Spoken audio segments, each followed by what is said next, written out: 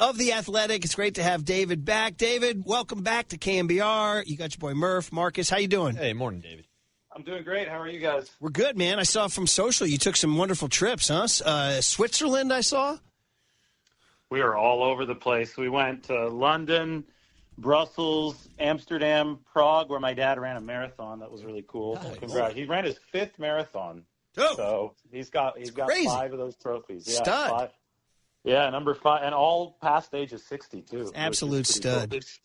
So we saw that. We were able to cheer him on, and then we went down to northern Italy, Verona, and took the train up to the Italian part of Switzerland, which is called Ticino, and that was really neat. That's actually where my particular Lombardi name comes from, nice. where that site comes from. So it was really neat to see some of those villages where my ancestors were from. That's awesome. And if you go check out David's social media, he has some shots of Switzerland that are bonkers.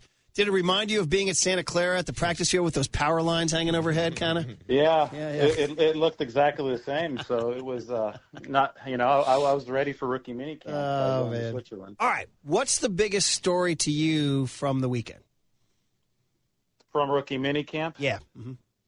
I like going out there and seeing the guys in person. I thought that Ricky Pearsall, he's only listed at 189, 190 pounds, and whenever you see that height weight, you're concerned, okay, is this guy going to be big enough? Is he going to be tough enough to, especially if over the years he has to assume a wide receiver 1 or wide receiver 2 role with the 49ers. I think it's a short-term, long-term thing. I don't think he has to be that with Deebo Samuel and Brandon Ayuk both on the roster. But moving forward, first-round pick, you would like him to be able to be a featured guy for several years. And you say, okay, 189 pounds, how's this going to work?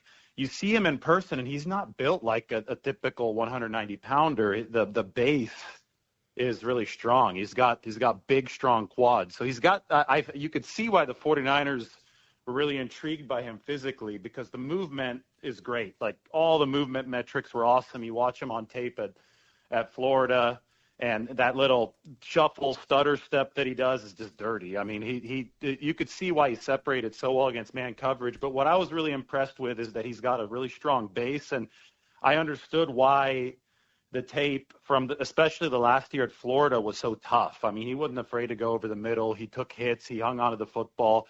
And he's got the frame. It's deceptive. Again, the weight is deceptive. I think he has the frame to be able to handle some real contact in the NFL. So to me, that was what really stood out. I also thought that Dominic Puni, the offensive lineman they picked in the 3rd round, just meeting him, he carries his 313 pounds really well. It's not like he's going to need a lot of time in an NFL weight room to rework his body. I think that he's done a lot of that work already. So, and the metrics agree with that as well. He moves very, very athletically. And finally, Malik Mustafa, the safety, he's built more like a linebacker. It's going to be really interesting to see how they use him. You meet him, and he just looks like a ball of muscle. So, and the tape at Wake Forest had him playing really near the line of scrimmage a lot. He was one of the better run blitzers in the nation last year.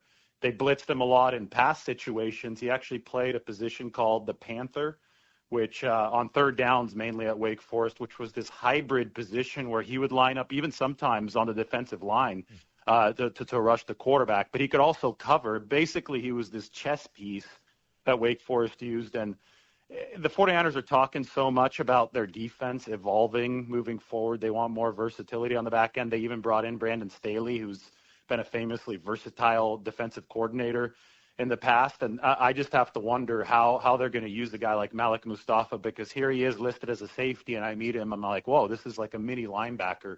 So I think it's just going to be really intriguing to see how the 49ers evolve with the pieces they just got. Yeah, you had an opportunity to see some of those rookies this weekend at 49ers Rookie Minicamp, but you also had the opportunity to speak to Nick Sorensenpress, I believe, for the first time, first public media address. What are your takeaways from his press conference and what his plans are for this 49er defense? Well, there's a lot of buzzwords they're using right now, and they want to play violent. They want to go back to where they were. I think so much. Just look at the hints, right, of what they're trying to do, and you could kind of connect the dots. They brought in Steve Wilks last year because there was a need to evolve. You can't just stay the same and expect success to continue. But then they fired Steve Wilkes, and does that mean they don't want to evolve? No, I just don't think that the defense evolved in the way that Kyle Shanahan wanted it to. Even though Steve Wilkes was changing some of the stuff on the back end, it didn't seem to be married with what the 49ers were doing in the front seven. So the importance of evolution remains important, but they felt that they strayed away too far from their core principles last year. So the head defensive coordinator right now, the guy that's going to call the plays, is Nick Sorensen, who's been with the team now for a few years. But Brandon Staley, who's an outside voice, is now in the building as well, and he's going to be more of a whiteboard guy, and he's going to bring that, the 49ers hope he can bring that evolution to the unit through a different role than the head defensive coordinator. So they're still shooting for the same goal that they were shooting for when they brought in Steve Wilkes last year. But the new outside voice is not going to be in as prominent of a position. So they're trying to crack the egg in a different way. Okay, it's definitely going to be something to watch for sure. The Sorensen-Staley dynamic and how they deploy this new D-line, which you'll see at a later OTA. These were rookies and undrafted free agents. Hey, just for sort of fun conversational purposes, did Tariq Owens stand out at all? Tariq Owens' son. He stands out in that he runs just like his dad. Like it's really, really fascinating to see just the gait. He's got that powerful gait when he runs. You know how Owens ran violently with those strides. I first said that before the rookie pro day when I was watching Tariq Owens tape, because I heard that he was going to be coming out to the rookie pro day, which was about 2 weeks before the draft. And I saw one of his touchdowns in college, and it was like, it caught a crosser and took it to the house at the pylon, and it looked just like his dad running. And it turns out that I guess at this point of his career, Tariq Owens is faster than Terrell Owens was. Terrell Owens actually still was developing into his full speed a couple years into the NFL. Obviously, he was a complete monster for most of his career. But Tariq, the son, is not as big and obviously I don't think as polished as Terrell Owens was even at this stage. Because he took on football rather late. He was initially a basketball guy. So, I mean, it's going to be a project. I think that in the most optimistic appraisal of this situation, he makes the practice squad to begin, and it's going to take a year or two to really see what the ceiling here will be. But I will say that his running style definitely is evocative of his father's. And, David, the clock is relentless, so we have like a minute to 90 seconds left. Just two undrafted guys, Drake Nugent, center, and tight end Mason Pline.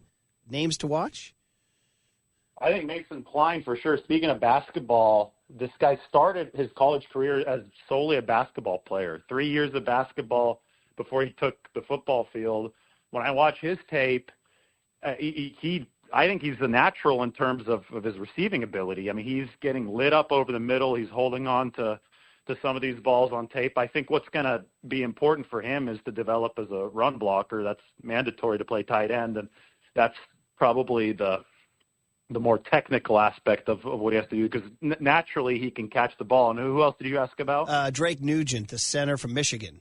Yeah. He started at Stanford and then went out to Michigan. And listen, this guy was the center that was an all Big Ten center on a 15-0 national championship team. And to me, it's shocking to me that he didn't get drafted. I thought that this guy would go in the later rounds. And then his testing metrics were good. He might be a little bit on the smaller side, which is why he didn't get drafted. But again, they got an all Big Ten center from a 15-0 national championship team who ran a 4.5 short shuttle, which is also really fast, one of the top 7, I think, this year at the Combine. So look out for him. You know, all 4 of the offensive linemen that they added tested extremely well in the short shuttle, agility-wise. And they've got some starters on the offensive line right now, the 49ers do, that did not test well in the short shuttle. And there's a lot of analytics people that are saying that metric is most correlated with NFL success along the offensive line. So I think they might have gone full Moneyball on the offensive line, and you could tell who they targeted. They really wanted those guys that can move both for run blocking and pass protection. Hey, a lot of good stuff to get into in the coming weeks, David. We appreciate you. We'll read you in The Athletic. Thanks for hopping on. Yeah, thanks, David. Thank you. David Lombardi of The Athletic. All right, Niners, we'll get going. We'll do more this week. Hey,